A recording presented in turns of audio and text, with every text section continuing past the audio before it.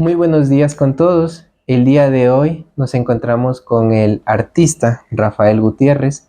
El motivo de esta entrevista es como parte del proyecto de investigación titulado El arte como configurador formal de la ciudad de Riobamba. En primera instancia me permito indicarle como tal el objetivo de nuestra investigación.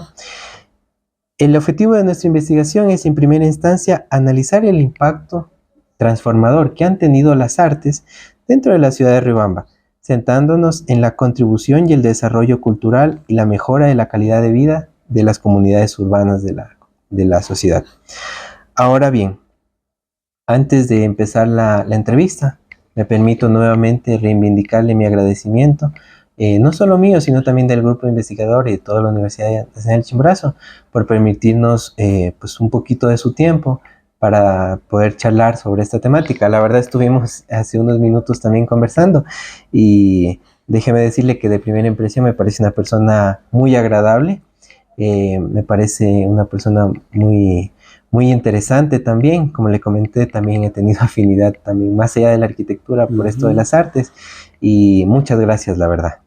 Bueno, en primera instancia vamos a hablar de su formación como artista y me voy a permitir realizar la primera pregunta. ¿Podría contarnos cómo comenzó su interés por el arte y cuáles fueron sus primeras influencias?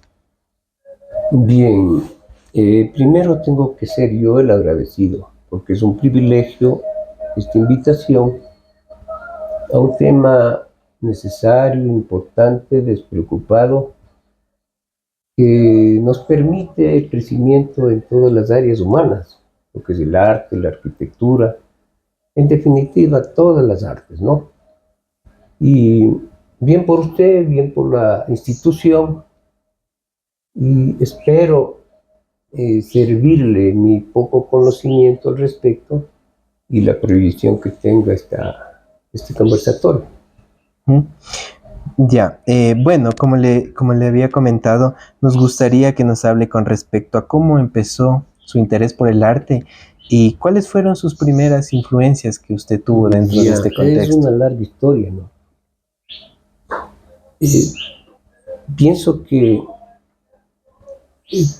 el ser humano que nace para algo debe encontrar ese algo, descubrir ese algo y trabajar por él.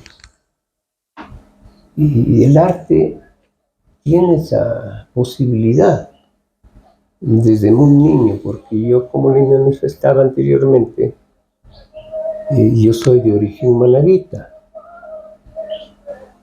Hace muchísimos años, en 1900, en la década del 60 más o menos, muy niño, y no sé por qué fenómeno, sentía una necesidad vital.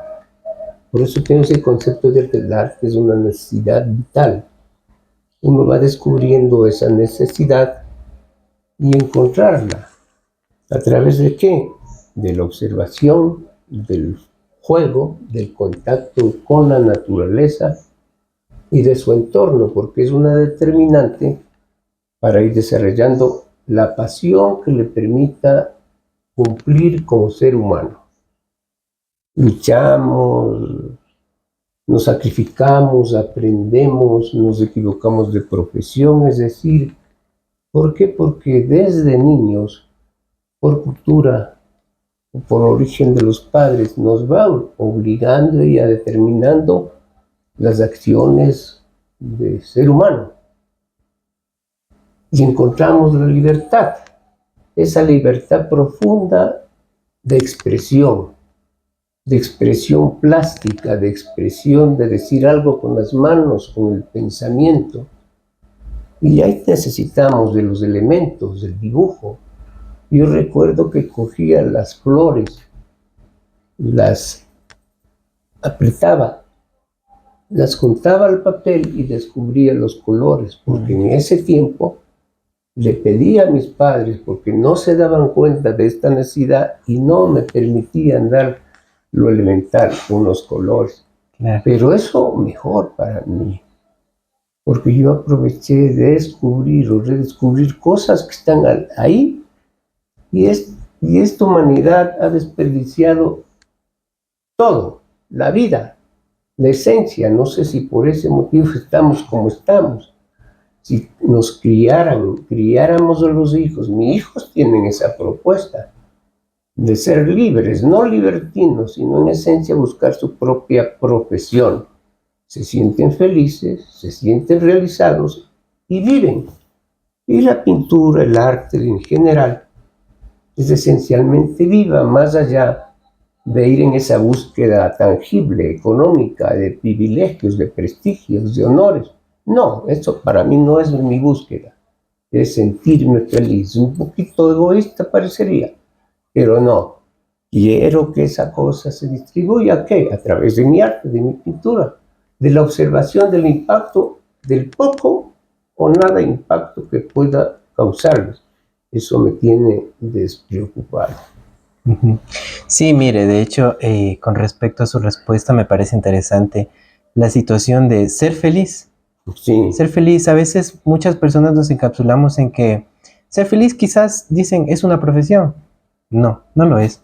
no, Ser feliz es hacer algo que te permita expresarte y sentirte a gusto siempre. No necesitas, como usted menciona, no necesito tener pues tal honor, tal certificado. No, eso no es ser feliz. Eso es, a veces es una consecuencia de realizar algo correctamente y que por supuesto lo puede ser, pero no necesariamente es la felicidad. La felicidad es esa situación de poder eh, tratar de compartir. Y de hecho, como le comenté, había revisado dentro de su currículum esta situación de sus obras de arte.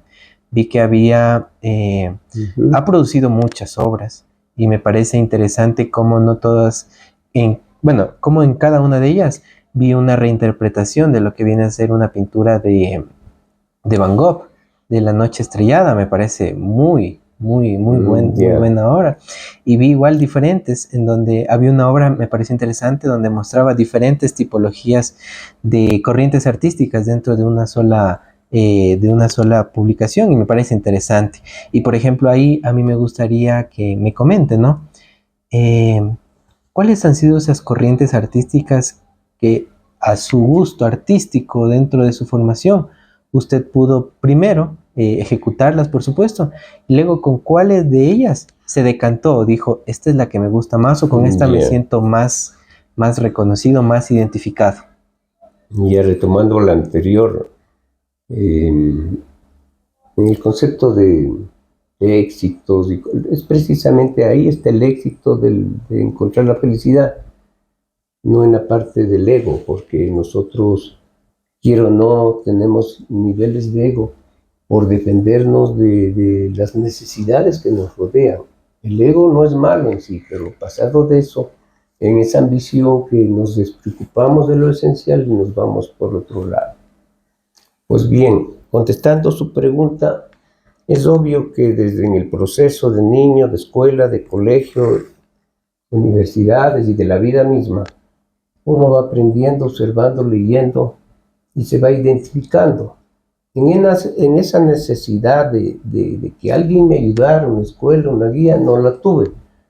Pero por ahí caían a mis manos libros antiguos y veía referentes de la época del Renacimiento. Y empecé a copiar o a recrear a mi modo lo que estaba. Y veía que estaba, entre comillas, bien. Iba volviéndose en una historia que ya había pasado, pero no era lo mío. Encontraba, observaba y veía diferentes cosas.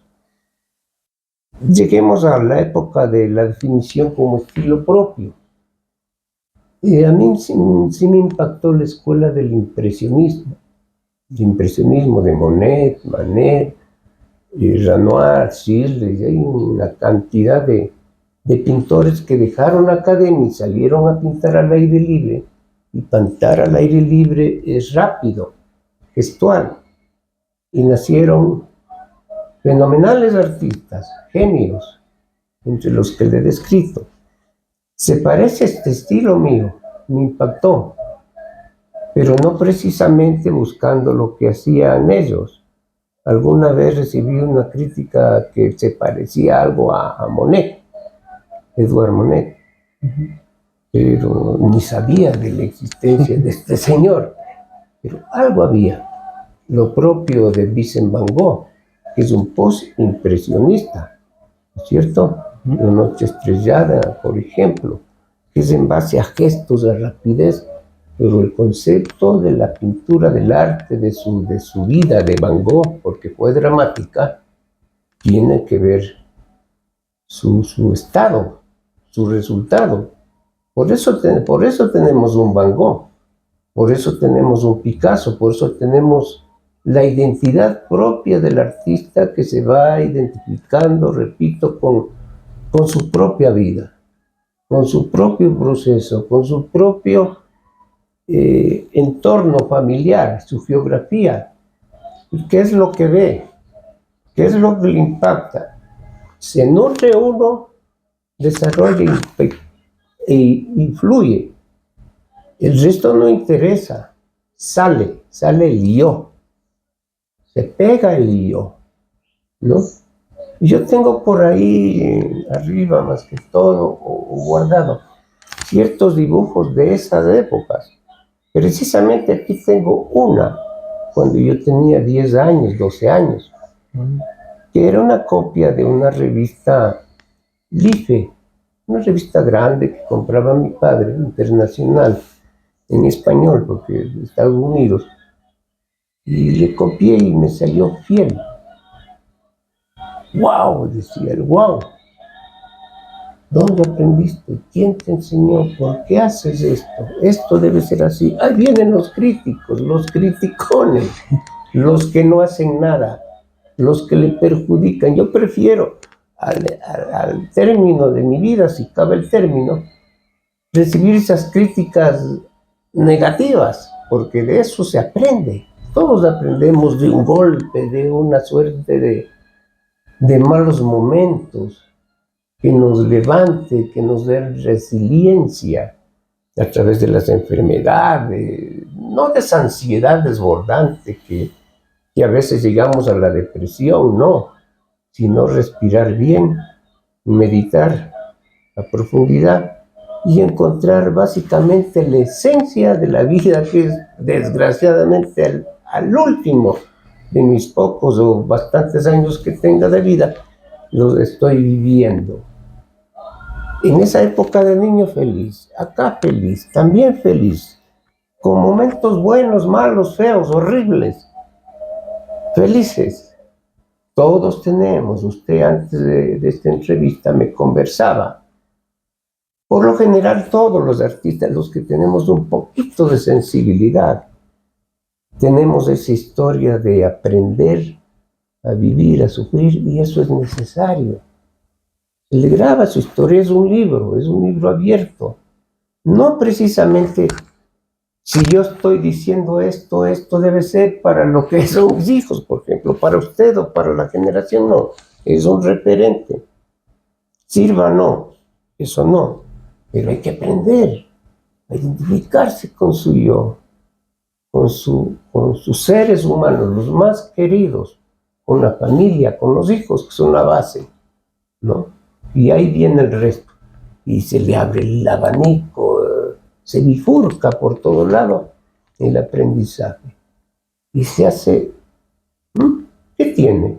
Felicidad, humildad, sencillez. Bueno, no significa, no es sinónimo de ser apagado, ¿no? Por eso yo respeto, por sobre todo, a todos los seres humanos, viniendo de cualquier cultura, de sus conceptos, de su ignorancia, de su saber, de su sabiduría, de sus críticas, de sus egos, de sus emociones. Ahí aprende a pintar precisamente. El tema del retrato es emoción, es vida, es ya, es del aquí y es del ahora. ¿Sí? Sí, por supuesto. De hecho, de lo que acaba de comentar, lo que es una verdad universal es la situación de que El arte que cualquier, en este caso artista, produce, es el resultado de lo que es. Sí. Y lo que es su vida. Sin temor a dudas. Sin temor a dudas, es verdad. Porque, como justo antes conversando, todos hemos tenido altibajos. A veces hay épocas en donde no nos surge una idea. Y no está mal, simplemente esa es la situación que debíamos afrontar para luego quizás tener un nuevo redescubrir, una reinterpretación de lo antiguo. O digo, no voy a solo reinterpretar, voy a retomar lo que antes quizás dejé a medias. Que siempre ayuda. Y siempre es bueno. La retroalimentación es el mejor mecanismo, no solo para un artista, para cualquier profesional, todas las áreas, para que todos puedan mejorar y con el tiempo cada vez pulir más su obra, en este caso de artistas, y llegar a ese umbral, ¿no? A esa idea de siempre tratar de hacerlo mejor, que es lo que nosotros buscamos. ¿Me permite hacer una pregunta? Acaba de decir el umbral y lo mejor. ¿Cómo lo interpreta ese concepto? Para mí, en mi caso, es fusionar mi profesión con, en este caso, mi actividad que es fuera de la profesión, que es caso de artista. Mi umbral es llegar al punto en donde la arquitectura que yo proyecte no solo sea una arquitectura de masas, no solo sea una arquitectura de construcción, sino que al mismo tiempo sea una arquitectura muy sensible y que esa sensibilidad se llegue por medio de mis mecanismos artísticos, que en este caso puede ser una producción pictórica, también agua en tinta y demás. Ajá. Entonces, para mí mi umbral es llegar a eso, donde pueda llegar a fusionar los dos mucho mejor de lo que actualmente lo hago. Porque como le digo, con el tiempo, según uno se va refinando y se va aprendiendo, por supuesto, además, pero para mí mi umbral es ese, es llegar a ese nivel. Pero pienso que el umbral no se quedó estático, no llegó a la cima, llegó a la cima y alzará la cabeza y verá que hay otra cima. Claro, eso es verdad, porque uno, la utopía. Claro, está bien a veces uno decir, ¿no? Quiero llegar a esto, pero como objetivo, está bien, pero nunca delimitarse a uno mismo, porque si yo diría, bueno, yo solo quiero llegar a esto y cuando llegue a esto me retiro, digamos, no. ¿Cuál es el límite? Dicen que la muerte. Claro, el límite siempre va a ser la muerte. Siempre va a la ser. Muerte no existe, es otro tema. Ese es otro tema, porque, por ejemplo, algo interesante, yo justo esta semana estuve revisando documentales de mi arquitecto favorito, que en este caso es el arquitecto Frank Lloyd Wright. ¿De dónde es él? Es de Estados Unidos. Él fue el de Roy, ¿no? Eso quedó ya la historia. Claro. De hecho, Mies y todos ellos aprendieron de Wright. Él es el maestro de maestros. ¿Actual, contemporáneo? Frank Lloyd Wright ya murió en 1980. Pero más o menos algo. Claro, él fue antes del movimiento moderno. Lo que actualmente nosotros denominamos como antes de la Bauhaus. Antes. Frank Lloyd Wright es un arquitecto de 1890 a 1975, más o menos. Hay una entrevista que le preguntan, y tal cual le dicen, señor Wright, mucha gente y muchos artistas, arquitectos y demás, dicen que le tienen miedo a la muerte, porque ese va a ser el último minuto, segundo o lugar donde van a tener la capacidad de crear algo. Frank Lloyd Wright, bueno, él tenía un comportamiento bastante ególatra, la verdad, pero era propio de su genio, de hecho. Sí, muchos críticos como Philip Johnson, que es un arquitecto del primer premio Pritzker del mundo, él decía, sí, Frank Lloyd Wright hace entrevista y es muy interesante ver con esa tranquilidad, pero al mismo tiempo con esa acción muy ególatra de su parte, decir, es que yo no le tengo miedo a la muerte, porque toda la vida fue feliz, y la consecuencia de mi felicidad es que luego de que muera, yo seré inmortal. Claro. Y es una parte muy interesante. Cuando dio esa entrevista, bueno, parte de su vida siempre fue que no necesariamente es un tema religioso. Exacto. Por otro lado. Exacto, él se va por ese lado de que él dice, es que toda la vida he dado mi 100%, siempre lo he dado, en todo lo que he hecho, porque Frank Lloyd Wright también a veces pintaba, ilustraba y demás. En esta escala humana. Y decía, es que lo di todo. ¿Por qué no sentirme feliz por eso? Si muero ahorita, ya moriré feliz. Claro. Y mi felicidad decantó en que toda la gente de mi alrededor quiere aprender de mí, quiere compartir conmigo. Dejar el legado. Dejé un legado. Y eso para mí fue mi vida. Claro. Mi vida no la delimito por una muerte. La muerte es muy natural. A cualquiera nos puede llegar, a cualquier edad, en cualquier momento. Pero mientras nosotros seamos conscientes que toda la vida hemos hecho lo que nos hace feliz de forma correcta, ¿para qué preocuparnos a veces por Que eso? sirva en algo para las nuevas generaciones. Claro, y que sirva, porque si nosotros hacemos algo pues que quizás no pueda las demás generaciones aprender, también no hicimos nada al final. Siempre tenemos que pensar no solo en nosotros, Claro. también en lo que viene. Hay una frase de Picasso interesante que dice, nosotros aprendimos de lo que hicieron los pintores antiguos, aprendemos de los pintores actuales y pintamos para un futuro. Y es interesante. Claro, y es un concepto de lo que fue, lo que es y lo que será. Es muy interesante. En lo particular a mí Picasso me encanta. Presente, pasado y futuro. Ajá, me encanta a veces hasta su filosofía, más allá de su ámbito artístico. Picasso, quizás a nivel personal, hay una crítica muy grande con respecto a cómo fue su vida, sus relaciones interfamiliares, pero a mí me gusta ver también el Picasso más allá del artista, porque a veces para mí es un gran error. A veces nosotros decimos, quiero entrevistar, quiero, por ejemplo, digamos, en este caso, entrevistarlo a usted. Genial.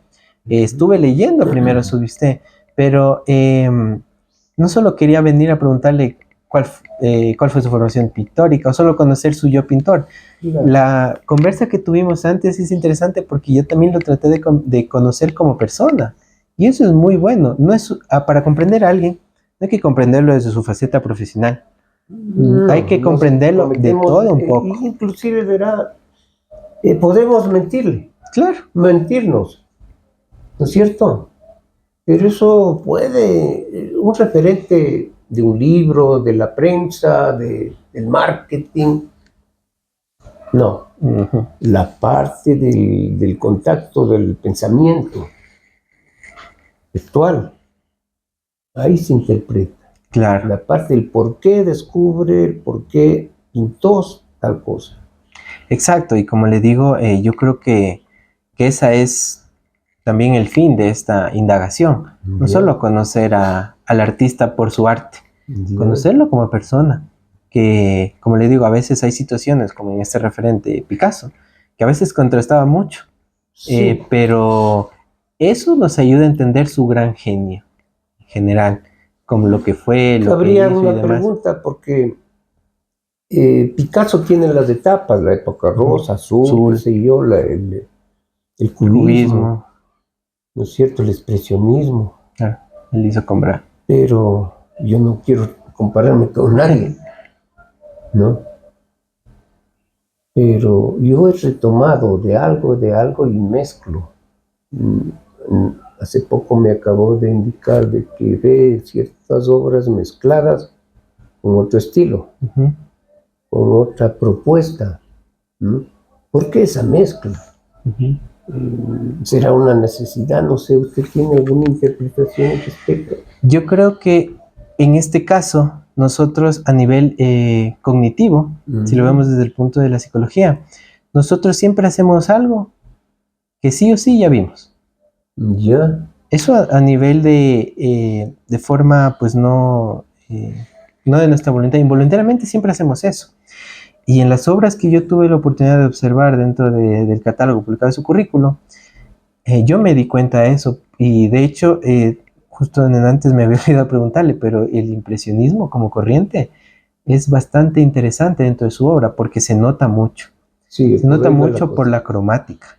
Me parece muy interesante. Luego veo que utiliza diferentes criterios de composición, también muy interesantes, de hecho, porque a veces solo se considera a veces la composición en estos tres elementos, pero va más allá. Es interesante ver cómo mezcla eso al final. Eso me parece mucho más interesante que a veces ver una obra, por ejemplo, impresionista, que vaya, genial. Y todo es impresionismo. Y todo es impresionismo. Al final yo lo puedo definir como impresionismo, cromática de tal situación, composición así, bla, bla, bla, y termino. Pero cuando uno ve este tipo de obras en donde se mezclan diferentes pero aspectos... ¿no cree usted que eso no define todavía un estilo propio? Exacto, justo a eso iba. Eso me parece interesante porque hasta cierto punto se nota que uno siempre se está retroalimentando porque cada vez o ve un objeto, una composición, pero cuando ya se llega quizás a este punto en donde vi diferentes obras donde tenía de todo un poco, yo creo que reclinarse por los aspectos en los que usted considere más fuertes o más interesantes dentro de su obra, podrían germinar en una autenticidad total de su obra. Ya, el momento histórico, precisamente, Ujú. la época de la pandemia, me olvidé, estuve bajo, Ujú. miren, pero ese impacto de muerte, me atreví a hacer eso, ese cuadro de ahí, Ujú. ¿no? Que habla de la pandemia, que no tiene nada que ver con la mayoría de mis obras, Ujú. ese vínculo con el impresionismo. Pero Claro. yo necesitaba ese momento de decirlo, ¿no? Claro, Nada tiene que ver lo uno con lo otro. Capaz es que por aquí sí, bueno, hay una coherencia en el estilo. exacto. De hecho, por eso es también interesante a veces, más allá también de solo ver al artista o entrevistarlo, es ver esa secuencia de obras. Por ejemplo, de las obras que yo pude ver, es tal cual como más o menos yo me lo imaginé, porque vi primero esta reimplementación de Van Gogh, de Van De Gogh, los impresionistas. ajá, y vi los impresionistas. Dije, bueno, se nota que en este caso el artista Hay influencia. parte de esa influencia. Y luego, posteriormente, es la obra del post-COVID. Yo creo que es una temática, de hecho, justo en la investigación previa, más allá de esta entrevista, como grupo de investigación, habíamos primero delimitado una línea de tiempo de los movimientos artísticos aquí en Ecuador. Y es interesante ver cómo en esta última década, donde hablamos de COVID y demás, ¿qué pasó con el arte? Yo tengo un juicio con respecto a esa situación de lo que yo he indagado.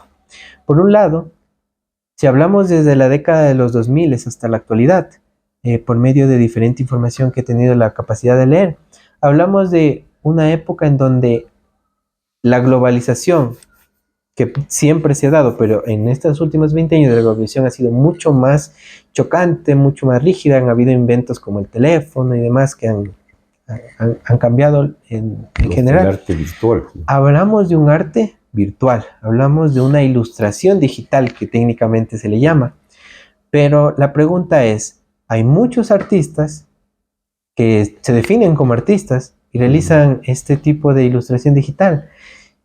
Mi juicio es el siguiente, para mí el arte se ha artista es el estancado. cerebro. Para mí el juicio es, el arte se estancó. Sí. El arte ¿Por se qué? estancó. Porque todos nos han servido. Exacto. Y el genio del artista no es que hace la pincelada bien, no es que hace el trazo bien. El genio del artista es de que todo lo hace aquí. Y todo lo crea desde cero. Empieza que raya aquí. Y toda esa secuencia a veces nosotros decimos garabatos de inicio o boceto inicial. En mi tesis yo criticaba eso. Porque yo decía, ¿por qué solo valoramos ya la pintura final? Para mí es mucho más interesante. Usted, ¿no es cierto? Ajá, para mí es mucho más interesante. ¿Por qué no decirlo? Nace aquí. También. Nace aquí y sale por la mecánica. Por la mecánica. La mano. Exacto. Y nosotros no es un instrumento mecánico. Ajá, exacto. Y al final nosotros no valoramos eso. Solo, yo critico mucho a la pintora. Los maestros no hacen aprender estas cosas. Esa es una gran crítica. Porque esa tarea le queda a usted ver. De hecho, justo como le digo en la investigación, yo creé el Club de Artes de la carrera de arquitectura. Cuando yo también fui presidente, justo cuando estuve en esa situación, creé el club. Y mi lema era el siguiente dentro del club. Se llamaba Identidad Arquitectónica. ¿A qué punto voy con esas dos palabras que acabo de mencionar? El arte, la producción de arte muestra la identidad de una persona. Como lo habíamos hablado anteriormente, uno pinta o hace arte de lo que uno es, de lo que uno vivió. Y si yo no me puedo comprender a mí mismo, en mi facultad de arquitecto, ¿cómo puedo proyectar una casa para X señora o X señor? Primero tengo que entenderme yo. Cuando yo me entiendo mis capacidades, cualidades, cosas que no hago bien. Cuando estoy consciente de todo eso y viene un cliente y me dice, arquitecto, necesito tal situación, la que sea. Como yo entiendo, primero puedo de antemano decir, disculpe señoras o señorita, yo no puedo hacer eso, o yo sí puedo, y sí lo hago muy bien. Y no por ser ególatra, sino porque reconozco lo que puedo hacer.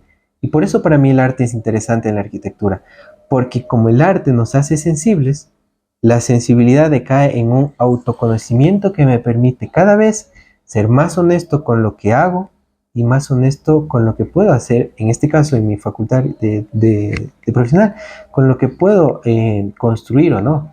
Si yo no me Ya, conozco, no puedo conocer a nadie más. la parte humana suya, ¿no es cierto? Excelente, sí. Pero la investigación del arquitecto, pongamos un ejemplo, yo quiero hacerle una casa a la damita. Ujú, Eh, yo sé, entre comillas, yo sé, ujú, pero no voy a solucionar el problema exacto. de la dama. Yo creo que la investigación es básica. Alguna vez, una o dos casas, dice por ahí, pero me habían enseñado a ir a la casa del cliente, observar y preguntar cosas que hasta se incomoda. Pasa ¿A qué hora se bastante a menudo. levanta? ¿Dónde está su cocina? ¿Qué es lo que cocina? ¿Cómo se lleva con sus hijos? Y metiéndose en la vida ajena. Pero le describe las necesidades de la cliente o el cliente. No es que llegan mis hijos, tengo 10 hijos, 8, antes era así. Claro. Y todos se meten a la cocina, y la cocina un área reducida. Por favor, haga el área más grande. O el dormitorio, de acuerdo a la necesidad, a la hora que llega del trabajo. ¿Qué hace después de eso? Es decir, descubrir al cliente. Esto tratándose de un ejemplo básico, la vivienda. No se diga la parte de urbanismo, donde está integrada la sociedad al caminar. Y ahí viene la pregunta que usted hacía al principio, cómo el arte puede ayudar a la integración de la arquitectura, de la parte humana, para que esa integración se consolide y no pierda la esencia. Aquí en Riobamba se han cometido, no es una observación, no es crítica, unos errores garrafales tremendos de los arquitectos antiguos, del boom petrolero. Yo necesito el boom de Quito, cuando se comenzó a construir en vertical y llegó hasta Amazonas. Ahora ya se expandió y son otros diseños más atrevidos. Pero por estar en el ismo, en el modismo, también tenemos que hacer así. El tema del edificio del arquitecto Magnini, un edificio de 15 pisos que no necesitábamos aquí. Allí había unas viviendas de 2 pisos, de esa arquitectura vernácula, que es el empleo de los materiales del entorno. Yo prefiero vivir, yo he vivido en casas antiguas. La casa antigua de mi padre era de cangagua, de carrizo, de madera, y qué saludable. Enfermó a la gente, el istmo, pero ir investigando esta geografía de Riobamba, por ejemplo, porque es una ciudad plana, que corre mucho aire frío o mucho calor, dependiendo del sol o del clima. Hoy día mucho frío, ¿verdad? El Chimborazo, el entorno. Vamos y hacemos unos espacios abiertos, donde se muere de frío la gente anciana, vieja o de tercera edad. No hay el espacio natural, por eso me encanta esta casa. El patio es hermoso. Tiene un vínculo con la naturaleza y ahí conversa más con su yo interior. Ahí se aprende más que en las facultades, creo yo. Sí, de hecho, o le refuto. No, a mí me parece interesante dos situaciones. Primero, entender de que si hablamos del contexto del movimiento moderno, arquitectónicamente hablando, el problema, y es una crítica también que a veces hacía, el movimiento moderno como es el resultado de una arquitectura que buscaba que sea a la par de la revolución industrial, que todo sea en serie, que todo sea, ok, pues parten de un concepto que era como usted lo dice, un modismo, era el boom de hace rato, que la fabricación industrial, que esto era en serie, que ahora puedo ya no fabricar X cosa en un número determinado, sino que puedo mil veces más. Producción en serie. Ajá. Pero la arquitectura moderna parte de eso. Por eso también el acero. El acero es el elemento que funcionaba en estas dos situaciones. Pero el problema es de que esa arquitectura la llamaban movimiento moderno o arquitectura internacional. Genial. Pero Desde ellos lo que buscaban... Feria de París, más o menos, con Exacto, la Torre Eiffel. ajá. Pero lo que buscaban es de que si yo aquí diseño un elemento tipológico, hablaban mucho de tipologías en el movimiento moderno, tipológico de hospital, funcione aquí, funcione en Europa, funcione en Estados Unidos, y como eso el es un libro gran de error. Neufer que nos decían Claro, que leamos. el Neufer, nosotros como arquitectos... No hay ergonomía. Claro, ahí muestran diferentes que cuánto mide el sentarse, que cuánto mide el lavando, que las distribuciones en triángulo de la cocina, que el dormitorio tanto. Como referencia, genial, porque uno puede, tiene un elemento didáctico, porque sí es bastante didáctico, te que permite, pero el ser humano no es, hace 100 años no es el mismo de ahorita. Hace 100 años quizás se tenía X situación. Antes tenían el televisor, digamos, un ejemplo clásico, el televisor de antes. ¿Cómo era? Era una especie de cajón bastante llamativo. Exacto. Actualmente es como una tela, es un elemento muy superficial. Y actualmente el televisor ya no se usa. Estamos con un teléfono a la mano y, por ejemplo... Estos dedos están trabajando más ahora. Exacto. Y la situación es, Neufer, genial, para su época, perfecto. Pero actualmente se debe reinterpretar eso con lo actual, porque ha cambiado mucho. En ergonomía, es decir, claro. Inclusive nosotros somos más patuchos, como decimos. Exacto, exacto, porque con el tiempo las generaciones se vuelven un poco más, por ejemplo, yo siempre comparo esto, mucha gente habla y reconoce, y me parece una obra excelente, El hombre de Vitruvio de Leonardo da Vinci. Muestra estas proporciones, cuadrado, genial y todo. Y de hecho yo lo primero que hice al dibujarlo fue, me medí mi cuerpo y me dije, ¿por qué a mí no me cuadra? Ya bueno, puede que ese sea el canon de belleza, perfecto. Pero ¿qué tal si vamos al canon de morfología de Francis Chin, que es un arquitecto igual, pero de más actual? Los dos... Y salieron... Ajá, las dos cánones de belleza no coinciden. No coinciden. Porque una diferencia muy específica, que con eso prácticamente las demás se invalidan. En el canon de Leonardo da Vinci se habla de que 7 cabezas forman la altura de una persona. Francis Chin dice que son 8 y lo comprueba, porque las nuevas generaciones tienden a tener esa morfología diferente. Y exacto, y cuando uno cambia en esa altura, con esa disposición, lo demás se cambia, exacto. Ya, por ejemplo, lo que para el canon, exacto, lo que para el canon de Da Vinci, digamos, y por ejemplo, el modular parte de eso, pero eran las proporciones de Da Vinci. Y eso actualmente ya no sirve. De proporción claro, áurea. Para su tiempo, excelente, la mejor innovación, y es muy respetable, muy admirable, porque son situaciones de que llevan mucho estudio, la verdad. Matemático. Exacto, es una combinación, la arquitectura, lo interesante es que combina de todo un poco, no es muy cerrado a eso, combina arte, combina matemáticas, combina, en este caso, antropometría y demás. Pero actualmente se sigue enseñando a veces con lo mismo. Se dice, jóvenes, primer semestre, lean Neufer. Y pues uno como estudiante, primero dice, bueno, a ver, capaz, yo cuando fui, ni sabía que era el libro. Yo, como me dijeron, fui a casa, lo investigué, traté de comprarme, todo genial, ya. Yo tenía ese... Ajá, y uno lo ve y dice, wow, qué chévere, mira, aquí hay una persona sentada, me dice que la silla debe estar a tantos centímetros. Uno va y proyecta, pero, por ejemplo, al menos lo digo desde el punto ya no de estudiante, sino que también ejerce la profesión actualmente. Uno dice, no, pues es que en la actualidad eso es incómodo. Debo subirle tantos centímetros más. O, por ejemplo, yo lo digo desde, era algo que un día comentaba en una clase que estaba dando. Decía, me parece interesante de que en mi familia yo soy el más alto. Mis demás integrantes de mi familia son pequeños. Y a veces para ellos Neufer perfecto, pero para mí no.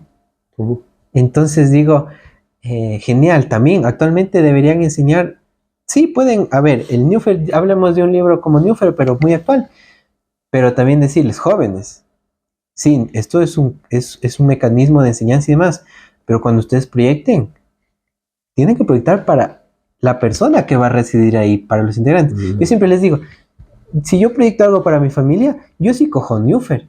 Y miren que acabo de decir que critico a Newfer porque ya actualmente está descontextualizado. Pero en generalidad, Ajá, pero es muy canon para mi familia que es pequeña, que está en ese canon todavía.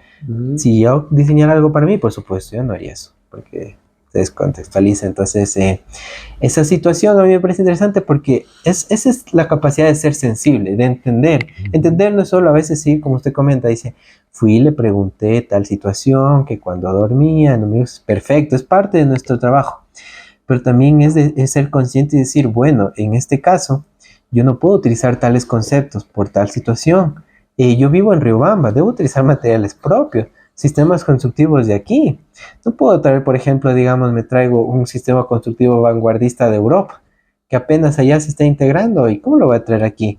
Que sí, que es un adelanto tecnológico importante, pero ese adelanto tiene que reinterpretarse a la zona. Si no se reinterpreta y no se contextualiza y no se llega a que sea parte de nuestra identidad, no funciona. Fastidia, no la funciona. vista, la funcionalidad. Por ejemplo, el cuadro que está ahí, vea, el edificio moderno, que está ahí en la esquina, fastidia.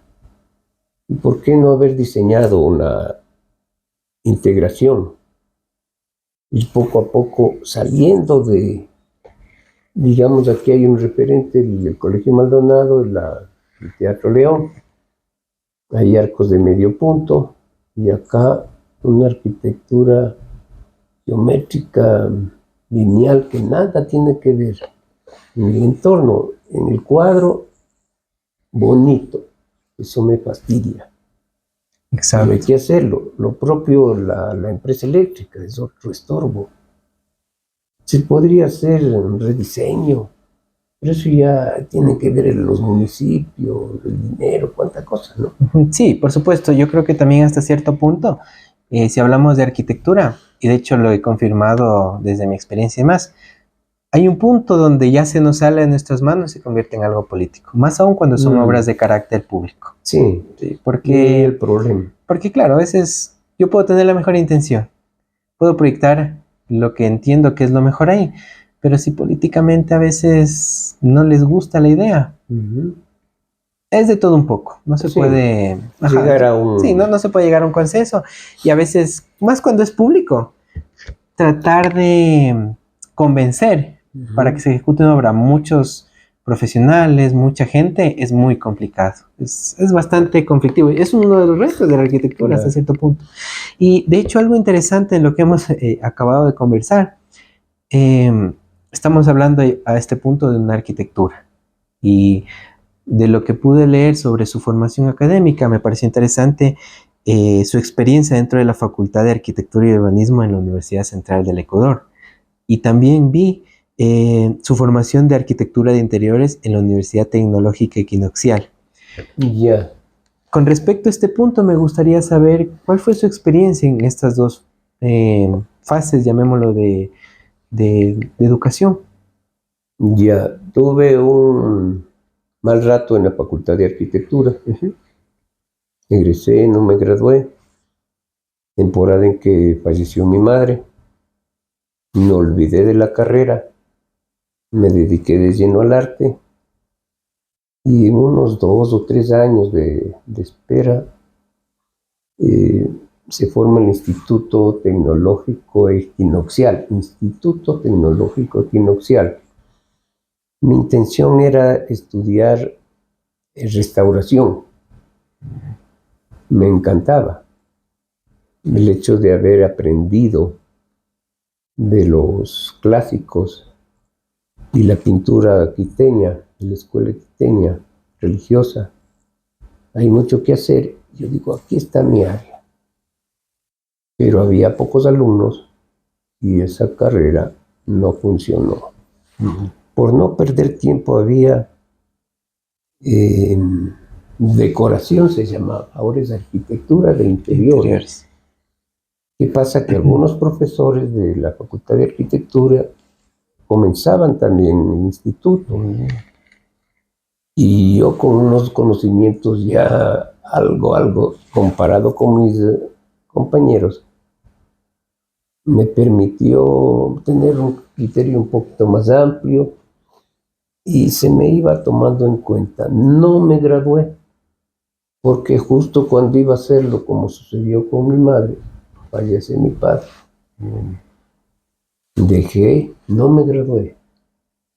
Digo, pero muchos me criticaban, qué desperdicio. Pero yo desde niño sabía que no era lo mío, sino por tener enmarcado un título que le da prestigio. No, poco revolucionario, no sé si hice bien o no, pero estoy seguro que bien, soy feliz. Claro. Y de ahí que, ¿qué le puedo decir? Aprender. Se aprendió muchas cosas porque la arquitectura de interior es precisamente de Newfer. Es la ergonomía, el diseño de utensilios, de muebles, de todo lo que necesitamos, no solo el espacio vacío, sino lo importante que es todo lo que nos rodea. ¿Por qué no diseñar una taza o vaso que ocupa en los dedos? Y yo tengo más largos los dedos y ahí viene el estudio profundo. Claro. Pero descuidamos. Eso ayuda a la pintura, obviamente. Y va mezclando cosas. Y no voy encontrando este estilo propio. Aunque ya más o menos solito salió la tendencia al impresionismo. Y me encanta. La rapidez del gesto. Y salen cosas impresionantes cuando sin haber premeditado ese objetivo le salió por gusto. Y sigo haciendo pintura por gusto. Claro, yo creo que al final, como lo habíamos comentado, la idea es de que lo que hagamos nos haga feliz. Sí, Y en yo este siempre caso, insisto en esto. claro, es que ¿de qué me valdría a mí tener mi No la profesión y demás meta, si no, no la meta. ajá, si no me sintiera feliz? No, no es cuestión de tener esas situaciones de un elemento ahí enmarcado y que diga bla, bla, bla. No, no, Un no. botón de diplomas Claro. que si yo los hubiera en el mercado no cabría en los Claro, zapatos. claro. No, no, yo No, como siempre digo ¿qué le es, saca? Por ahí un reconocimiento que mi hija me dio cuando la asamblea me dio un homenaje. Pero el momento feliz, el momento era como, ahí sale el ego, ¿no? Pucha, pavo real, yo soy el mejor, ¿qué mejor? Somos aprendices de la vida, nada más. eso es una muy gran realidad, ¿sí? Aprenda de la vida, aprenda usted de su vida, jovencitos. Vivan, por Dios, eso. Boten al traste esquemas caducos que los viejos como yo hemos dejado. Y vamos revolucionando.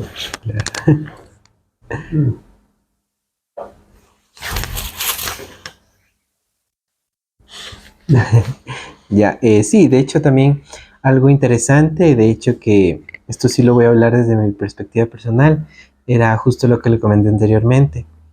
Hemos hablado de arte, hemos hablado de arquitectura, me gustan mucho sus puntos de vista. Pero no de la pregunta que usted me Ajá. hizo al principio. Ajá, y la Que el tema es muralismo, ¿no? sí, o sea, Sí. estamos hablando en general de un arte, como configurador de Riobamba, Ya, el arte. Y la gran pregunta aquí también, antes de llegar justo a esa génesis, es interesante también, como le digo, lo voy a hablar desde mi punto de vista. Yo hablé de que no se valora a los artistas locales, a veces se les da la espalda, a veces no se le da lo que merecen. Y a lo que me merezcan no me refiero, por supuesto, a que tal situación de de nivel social. No, no, no.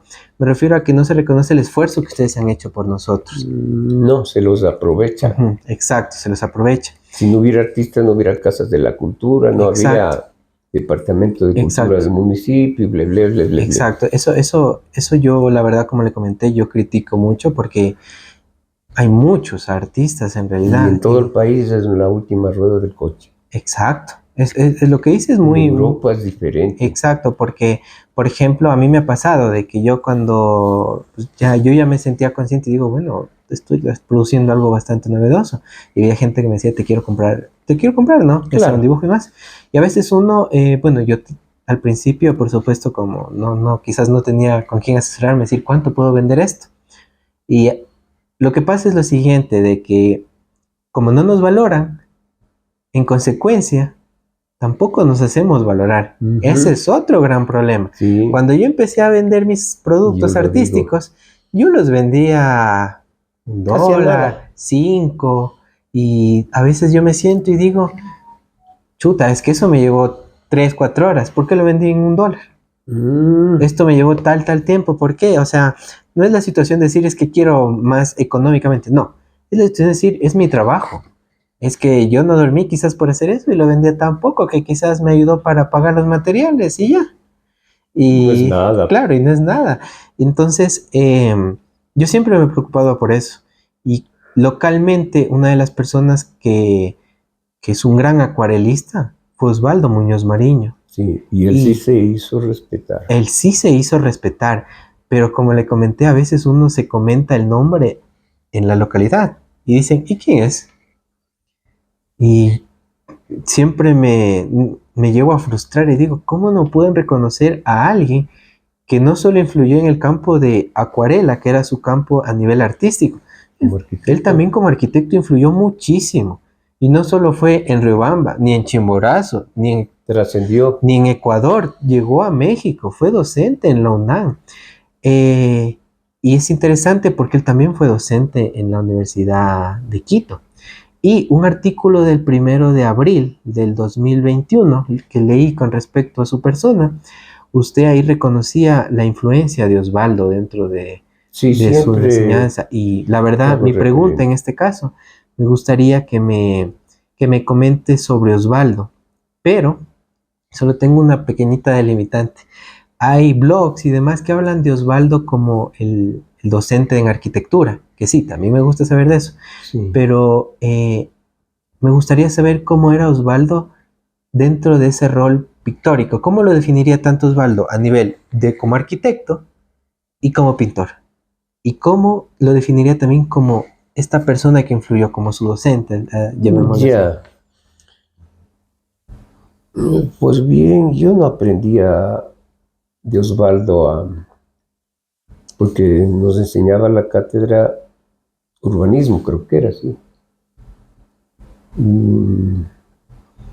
Nunca habló de eso. Conversaba con nosotros, charlaba con nosotros, era amigos de nosotros. ¿Y dónde está el profesor? Acostumbrados al ordenador, al que somete. Claro. Pero se aprende más así.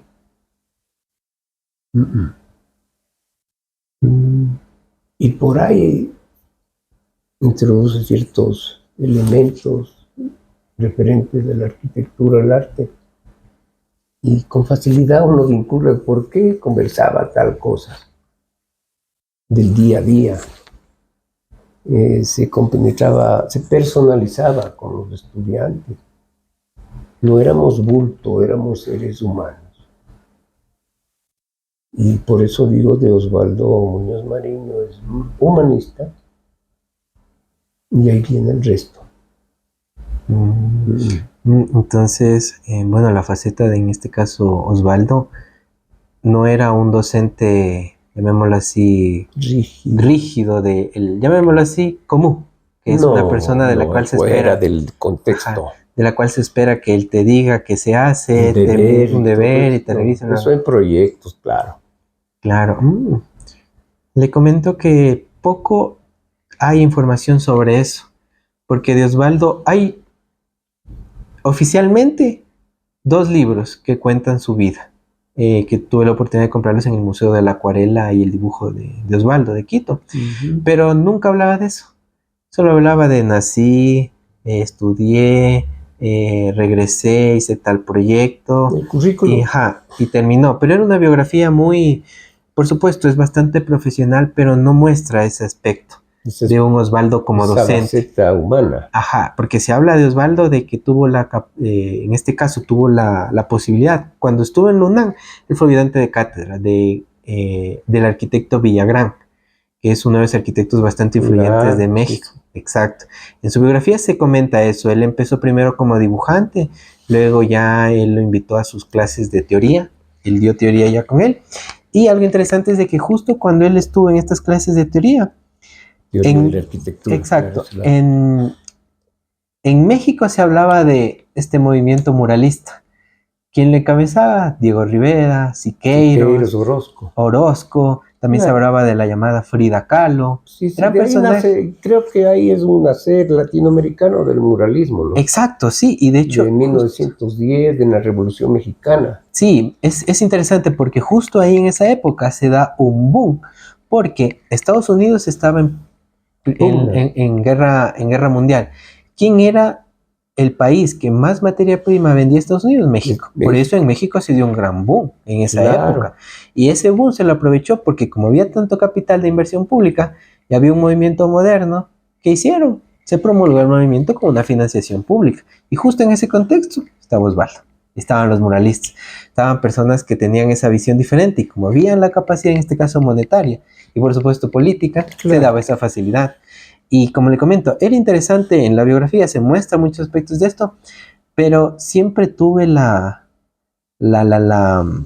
este caso, la noción de poder entrevistar a alguien que lo conocía, pero que no me diga, él era un arquitecto tal. No, que me diga cómo era de docente, cómo era de persona, porque eso es interesante, porque no hablan de eso. Y creo que por ahí les satisfacen. Claro, no, y me parece interesante porque el que no sea un docente convencional ya habla mucho. Claro. Ya habla mucho, o sea, porque si quizás su respuesta hubiese sido, pues era un docente como cualquiera, me dio la clase y se fue. No, pero que usted dijo algo interesante, no nos veía como un bulto de personas. Aquí también tengo un referente del profesor de matemáticas, Humberto Olivo. Hay un colegio en nombre de él. Nos daba matemáticas. Nos trataba hijitos, sí, pero con más cariño que los papás. Claro. Y cómo nos conversaba cosas que nosotros éramos así atentos. Y después venían los números, ¿no? Y cómo aprendíamos. Digo, esa es la parte importante de los docentes, que les falta salirse del esquema, ¿no? Claro. Ahí está fallando la educación. Me dice alguien por experiencia. Decir que eso vale. Claro, sí. Romper esquemas. Claro, romper esquemas al principio siempre va a chocar en cualquier contexto, pero es dura. Pero cuando el impacto, los dogmas, la idea, los principios. Claro, cuando el objetivo de ese cambio sea un aspecto positivo para la sociedad, siempre hay que intentarlo. Y se pierde mucho, se pierde más si no se intenta, si no se trata de cambiar. Peor fuese que se dejase estancado, ¿verdad?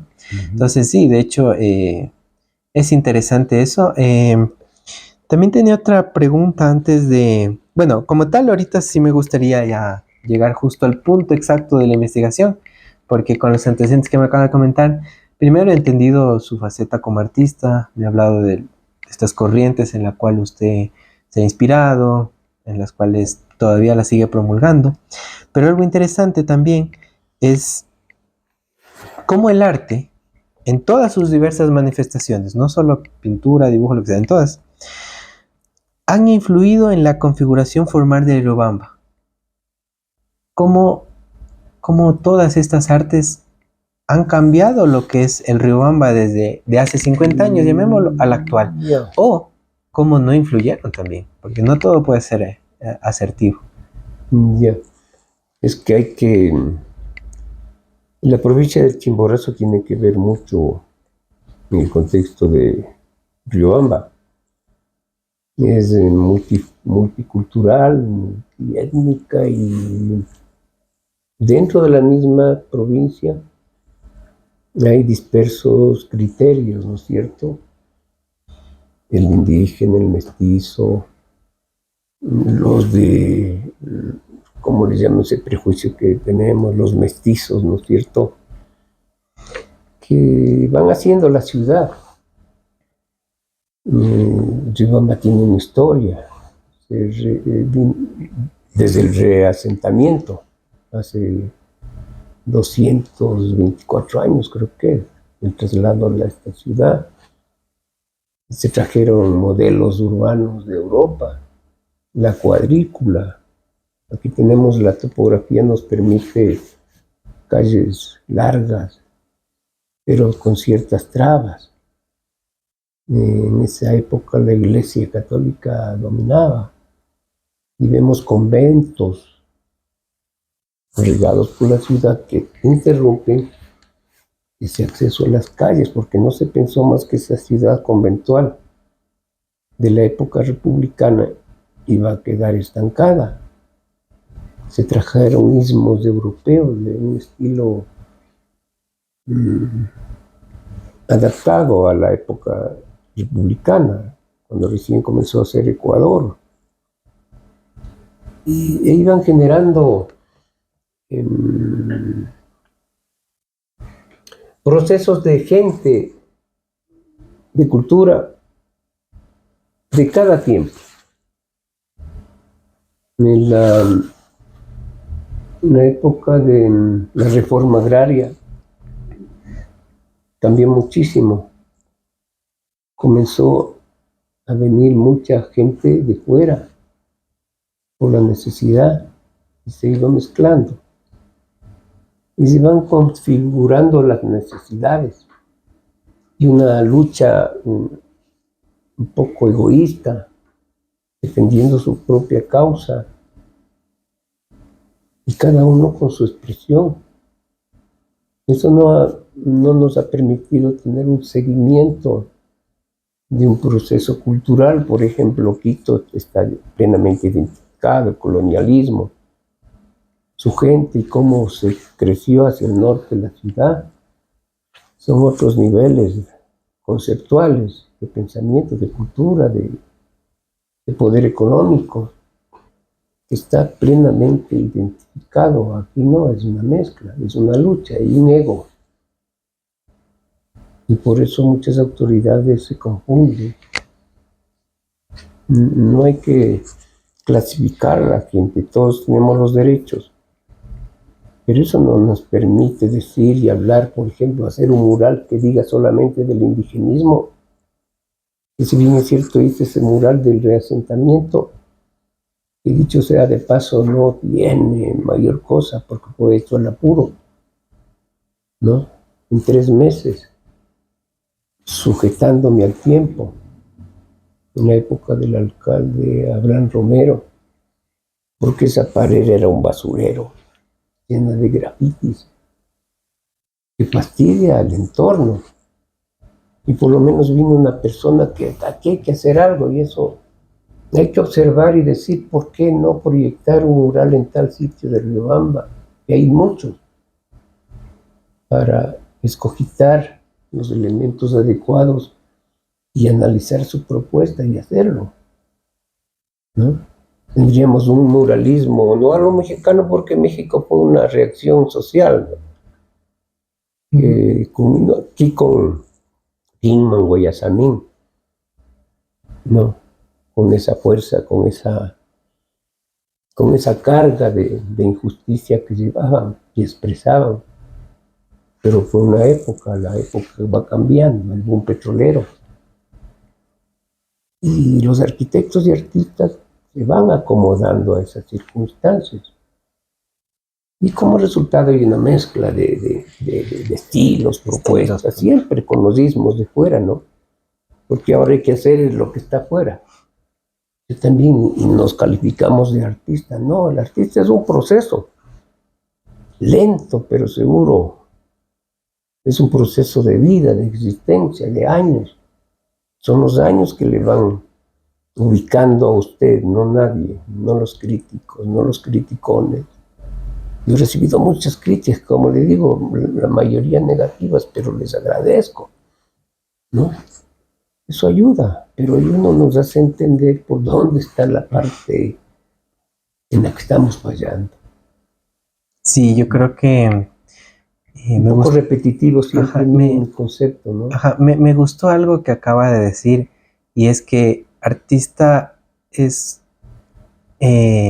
algo de una vida y que se va formando con el tiempo y que Sí, me pareció las muy interesante vivencias. porque creo que en tan solo esas palabras me acaba de dar una gran visión del arte, porque nunca lo he escuchado de alguien y me parece interesante cómo puede definir que artista no es una profesión decir, yo soy artista, no, no, No, es no, no. algo de vida. No, no. Y si Ajá, vinieron ustedes, no aquí, que no quiere decir que vienen a. No, no, la señora que les invitó a pasar. Oh, dice, le va a hacer una entrevista porque iba a venir un gasfitero o algo de eso para acomodar. Oh, tranquilita, no soy. No, voy a aprender y he aprendido de ustedes. Usted no ha hablado, pero ha hecho mucho. Su gesto. Chévere, lindo. No, yo he aprendido de usted, y usted es jovencito, pero yo no recomiendo nada a nadie. Yo no doy ejemplo a nadie, ¿no?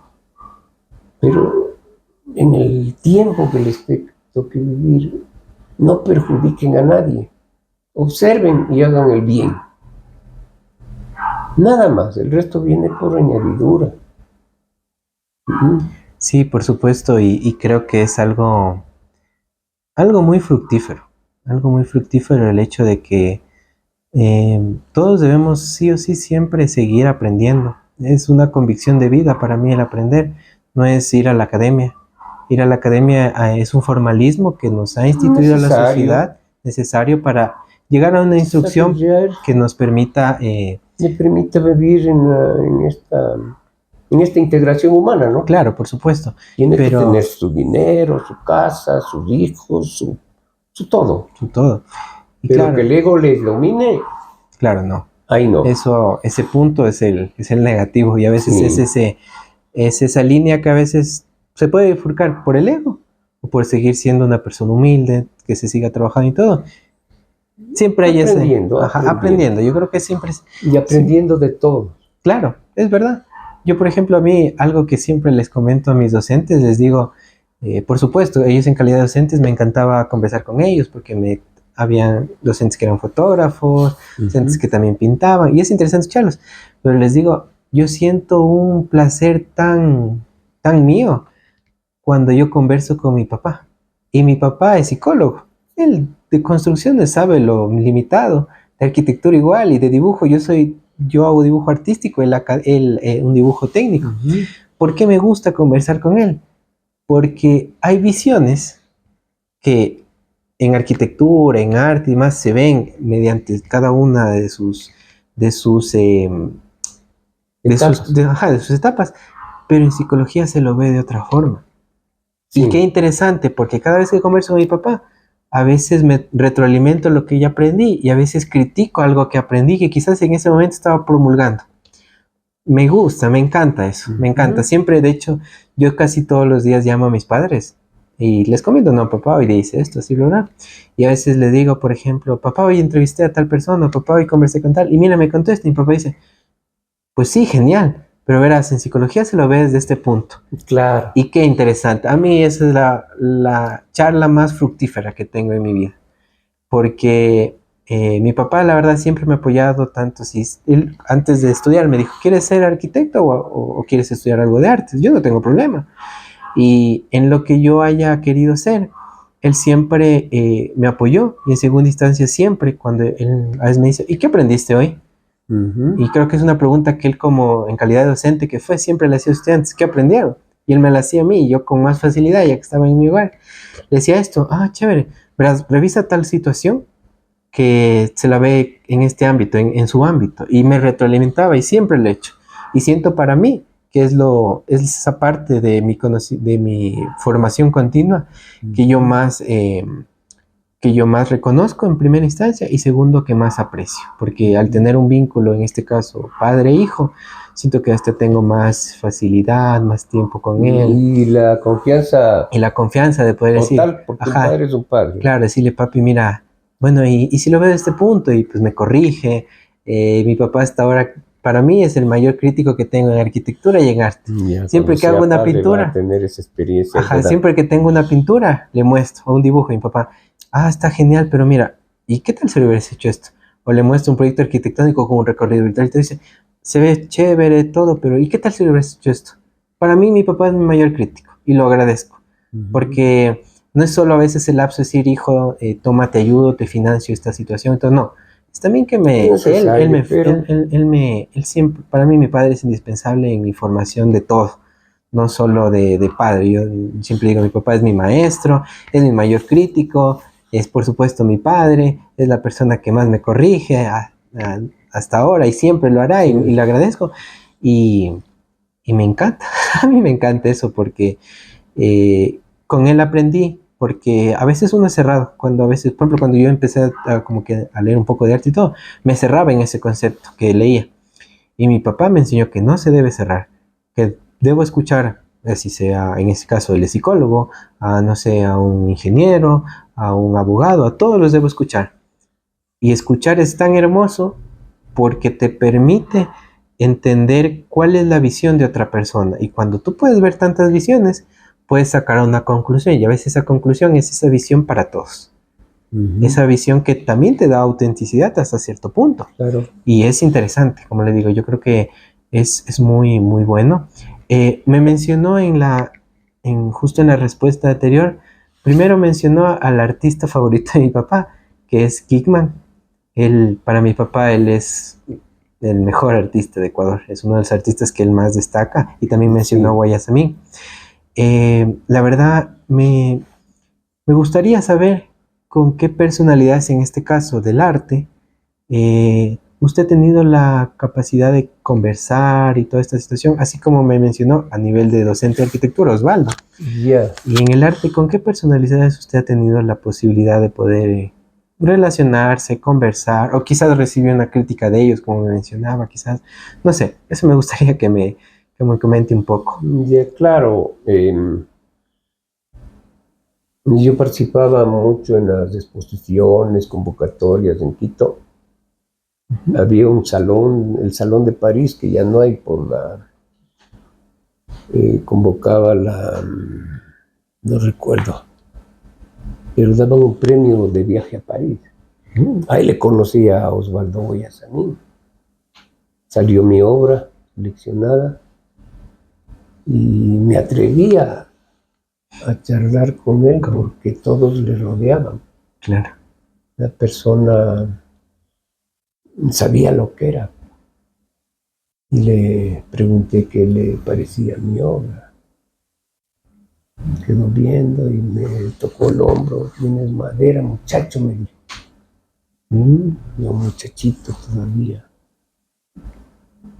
Y conversé con él algo, pero ya conversé con Guayasamín, le di la mano. Y salud, maestro, salud, porque alrededor de eso muchas copas. Con Kingman de lejos, con Osvaldo Viteri, sí, amigo, me apareció, arquitecto también, profesor de la facultad de Ambato, y rígido. Y yo presentaba mis trabajos en expresión plástica. Y me decía, ¿y vos creerás que dibujas bien? Me bajoneó y yo digo, yo creo que sí, lo que yo hago. No, dice, después supe que me había corregido bien. Nadie dibuja bien, nadie llega al límite.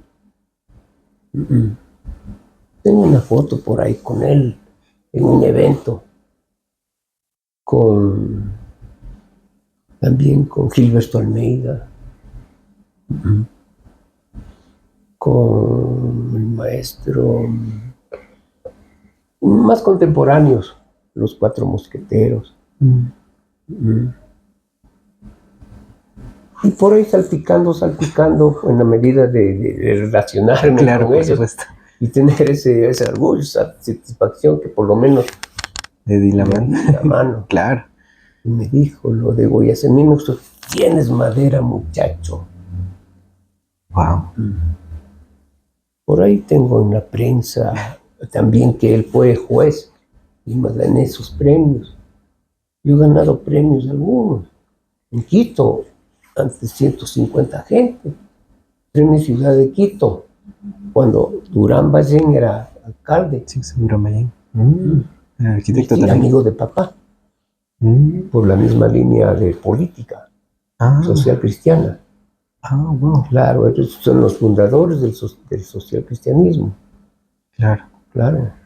Y mire, algo interesante que me comenta, pues bueno, también lo había revisado dentro de su currículum, es su participación extensa en estos eventos culturales al final. Pero mi pregunta va ya dentro del contexto local. ¿Usted recuerda o considera que en los últimos años, hablemos en un contexto de unos 20, 25, cuáles han sido los eventos culturales para cualquier disciplina artística que hayan tenido un impacto en Riobamba? Las danzas, el folclore, porque es su propia identidad. Claro. Ahora es patrimonio el pase del niño. Sí, por supuesto. Los pintores son rellenos, que aquí habemos pintores malos, dicen. Siempre ha habido esa negativa. Vos, Rafa, eres el mejorcito, calladito. Primero que no soy de aquí, pero soy riobambeño. Claro. Pero no, eso no, porque verá, entre los compañeros que hacemos arte, hay un ego. Pero yo no pierdo tiempo en eso. ¿Para qué compararme con nadie? Pierdo tiempo luchar, desafiar con lo que otro hace, cada cual es su propia originalidad. Luchen por eso, busquen, escudriñen y encuentren su propio estilo, su forma de expresión, cualquier material que este sea.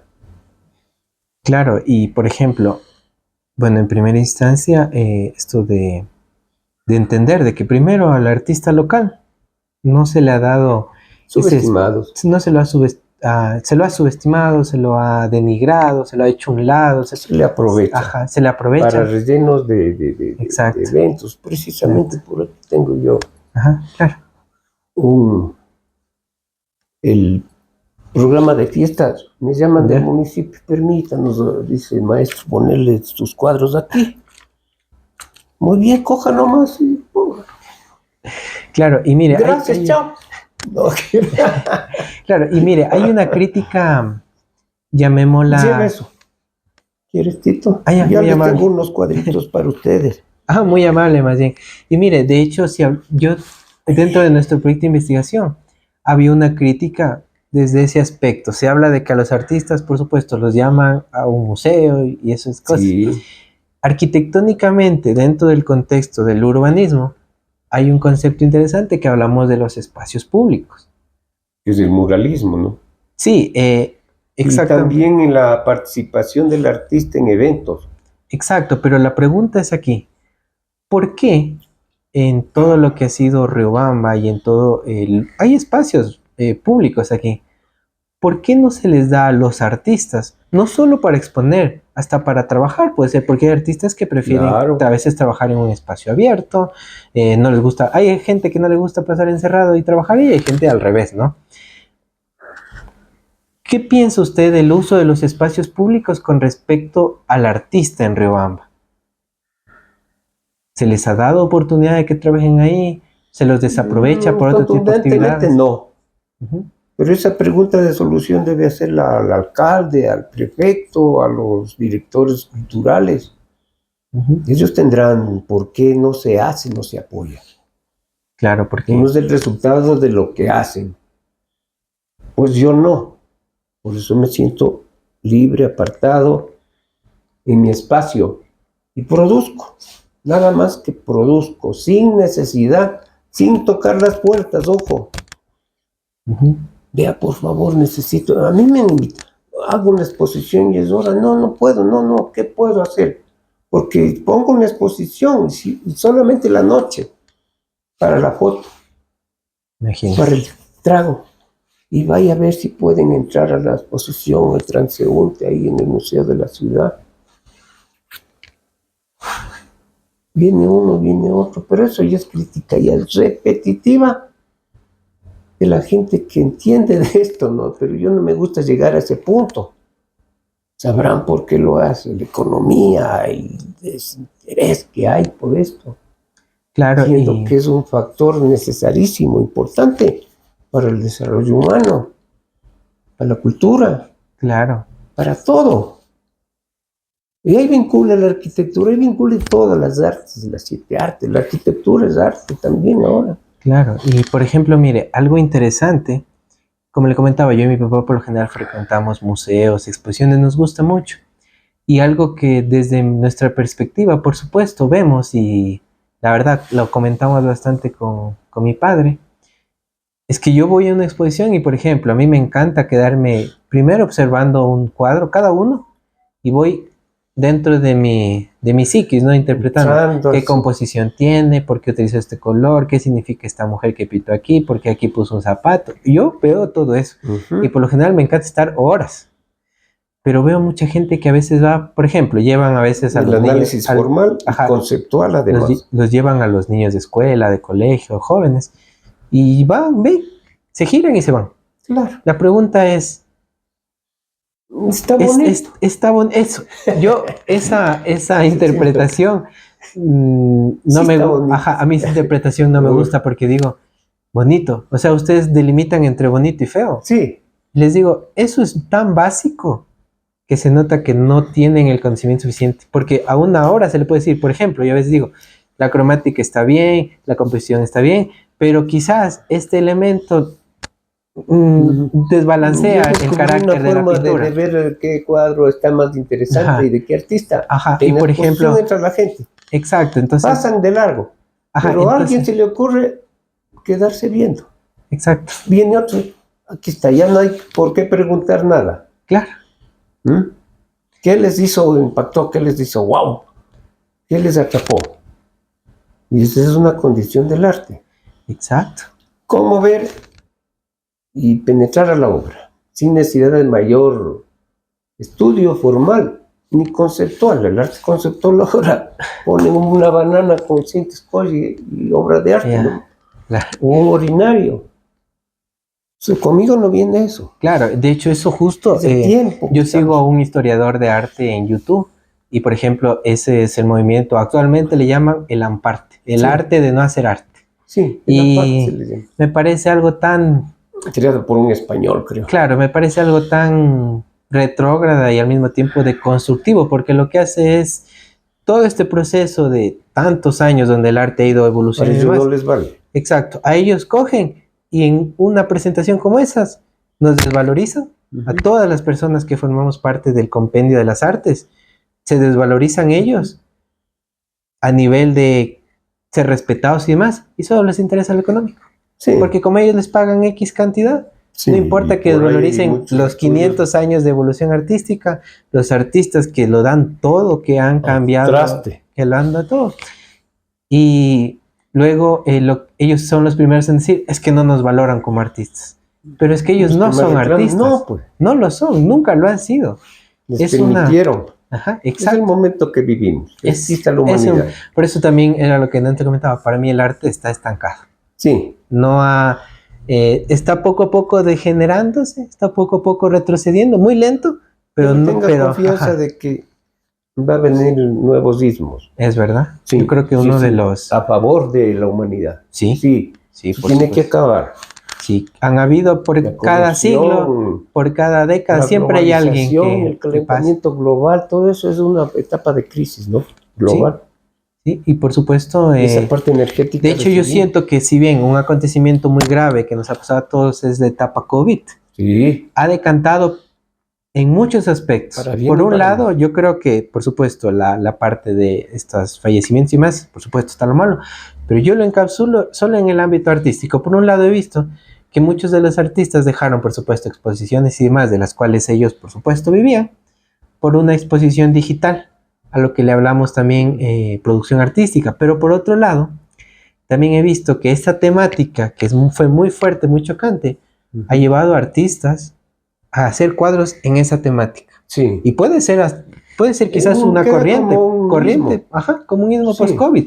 Por ejemplo, en su caso, nos acaba de mostrar la obra que hizo como Pero no va aludiendo. conmigo por el drama, por Ajá. el sufrimiento, por eso. Exacto. Tengo Entonces, algunos dibujos que ya claro, les enseño entonces, relativo a eso, pero no gusta. exacto. Por ejemplo, igual, en mi caso yo en COVID lo que hice, por ejemplo, lo hablo desde mi experiencia personal.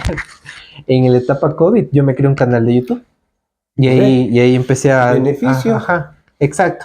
Pero porque primero aproveché lo actual, que son las tecnologías en boga, Sí, aproveché también el COVID. Porque no hay, obviamente. a veces el problema es que la gente a todo le ve lo malo, Sí, sí. pero a todo hay que verle lo malo para aprender y lo bueno para Exacto. aprovechar. Ahí está el beneficio. Ese es el beneficio. Y no por Y ser el tema interesado, de no por espiritualidad ser... también Exacto.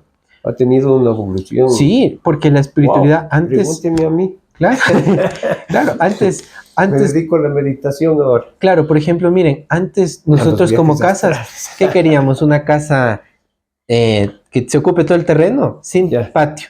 En el COVID el patio fue lo más fundamental. Necesario. ¿Quién no hubiese querido un patio como el que usted tiene aquí? Para al menos ir, darse una vuelta, Sí. agarrar el árbol, Yo hablo con sentarse en la los pajaritos. situación. Eso, yo en mi caso, yo vivía en Piñas para esa situación. Eso sí Yo no tiene. tuve esa posibilidad. Y fue, Por su... ajá, por donde yo vivía. Y fue terrible. y por O sea, su yo me tema de- sentía, ajá, y yo me sentía encapsulado, por eso creé esto del YouTube, para al menos entretenerme en el computador, más allá de hacer deberes, Pero también no ha hacer... perdido tiempo. Ajá, Le exacto. felicito y le agradezco un montón. Sí, Sí, no, sí. más bien muchas gracias y como Una les suerte digo, de conversar. sí, Sí, sí, sí. sí. Yo creo que más Gracias, allá de las profundamente preguntas gracias. objetivas que le traje aquí en este papel, Ujú. fue interesante conocer y hablar con usted más allá de este tema, Espero que porque le es sirva de interesante. alguna cosita. Ajá, sí, por supuesto, Sí. y Ya, mi bueno, reinita. yo creo que Ya. por ahora esta sería la entrevista, Aquí reiterando tengo nuevamente el unos agradecimiento dibujos y entre mis